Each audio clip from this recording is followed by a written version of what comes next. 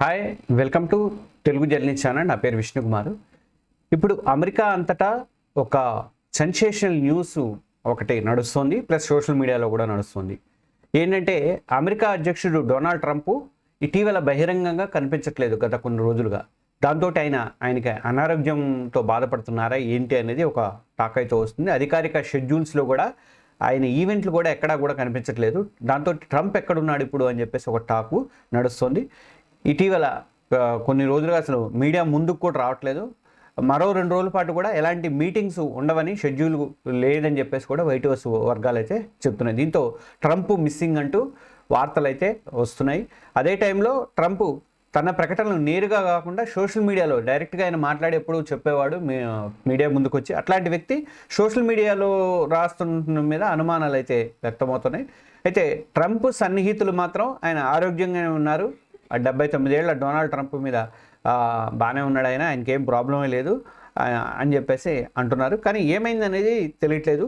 ఆయన ఆగస్టు 30, 31 తేదీల్లో సంబంధించి ఏదైనా చెప్పాలనుకుంటే మాత్రం ఆయన సొంత సోషల్ మీడియా ప్లాట్ఫామ్ అనేటువంటి ట్రూత్ సోషల్ ద్వారానే బహిరంగంగా వెల్లడైతే చేస్తున్నారు. దాంతో పబ్లిక్ ఈవెంట్లు కూడా ఈ 30, 31 తేదీలో పబ్లిక్ ఈవెంట్లు కూడా ఎక్కడ అరేంజ్ చేయలేదు. దాంతో ట్రంప్ అనారోగ్యం మీద అనుమానాలు అయితే వ్యక్తం వస్తున్నాయి.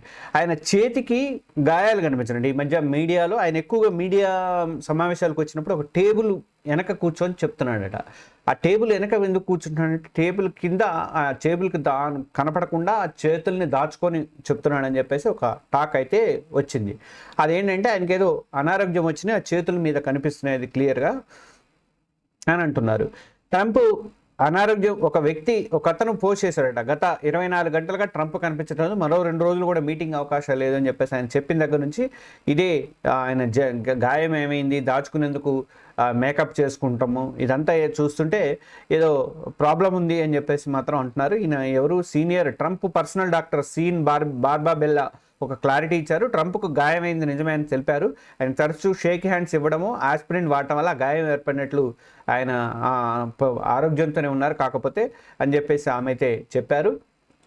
కానీ ఆయన ఇదే టైంలో పాత వీడియో ఒకటి, అంటే ఇవాళ ఇప్పటిది కాదు, జేడీ వాన్స్ ఉప అధ్యక్షుడు అయినటువంటి జేడీ వాన్స్ ట్రంప్ తర్వాత నేనే అధ్యక్షుడు అవుతా అని చెప్పేసి ఆ టైప్లో ఒక కామెంట్ చేయడంతో ఇప్పుడు ట్రంప్ తప్పుకొని ఒకవేళ ఆయన్ని నిలబెడతారా అనేది ఒక టాకు వినిపిస్తుంది. మరోవైపు అంటే అసలే ఈ ఆందోళన ఇదంతా గందరగోళం నడుస్తున్న టైంలోనే ట్రంప్ మిస్సింగ్ అయ్యాడు ఏంటి అని చెప్పేసి టైంలోనే మరోవైపు ఈ టారిఫ్ల మీద కూడా ఎదురు దెబ్బ అనేది సుప్రీంకోర్టులో తగిలింది. అక్కడి నుంచి కూడా ఆయన దాని మీద కూడా స్పందన అనేది ట్రూత్ దాంట్లోనే చేస్తున్నారు.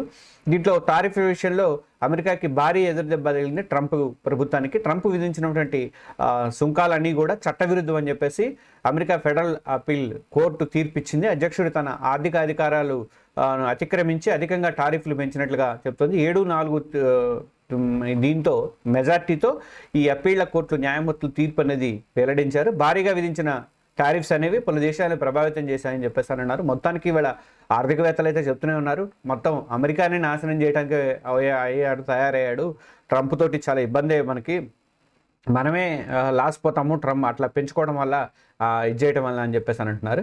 ఇక్కడికి వచ్చేసరికి కొంతమంది చెప్పింది ఏంటంటే నాట్ ఓన్లీ ఆయన కేవలం నిన్న మనం ఆర్టికల్స్లో కూడా రాసాము, ఆయన కేవలం ఏంటంటే ఆయన అమెరికా పాకిస్తాను భారతదేశం మధ్య జరిగినటువంటి యుద్ధాన్ని ఆపడాన్ని నేనే ఆపా అని చెప్పేసి క్లెయిమ్ చేసుకోవడానికి ప్రయత్నించినప్పుడు దాన్ని మనం సమర్థించినట్టయితే ఆయన అది చూపించుకొని అక్కడ నోబెల్ శాంతి బహుమతి దగ్గర పొందుదామని చెప్పేసి ఒక ఆలోచన చేశాడు. దాంతో మనం అని మనం పెద్ద లైట్ తీసుకునేసరికి ఆయనకి ఈగో దెబ్బతింది. దాంతో ఆయన 50% వేసాడని చెప్పేసి అక్కడ ఒక ఆర్థిక సంస్థ కూడా వెల్లడించింది నిన్న.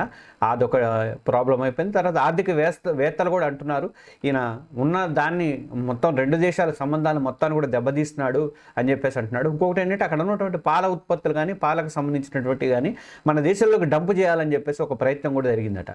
దానికి కూడా మన దేశం వాళ్ళు ఒప్పుకోలేదు. ఎందుకంటే మన దగ్గర దాదాపు 200 మిలియన్ల మంది రైతులు ఉన్నారు. వీళ్ళని కాదని చెప్పేసి అమెరికా నుంచి మనం దిగుమతి చేసుకునే పరిస్థితి అయితే ఉండదు కదా.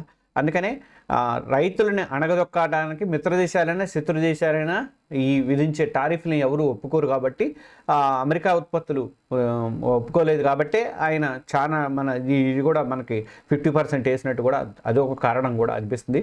ఆయన మీద అయితే టోటల్గా ఆయన అడ్వైజర్లు కాదు కానీ మాజీ అడ్వైజర్లు కానీ లేకపోతే ఆర్థికవేత్తలు కానీ వీళ్ళైతే సలహాలు అయితే ఇస్తూనే ఉన్నారు.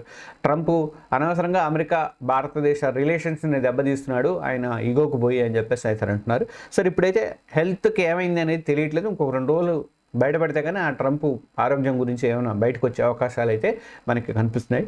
మన వీడియో నచ్చితే కొంచెం లైక్ చేయండి. అలాగే మన ఛానల్ ఇంకెవరైనా సబ్స్క్రైబ్ చేసుకోకపోతే దయచేసి సబ్స్క్రైబ్ చేసుకోండి, తెలుగు జర్నీ ఛానల్ని. Thank you.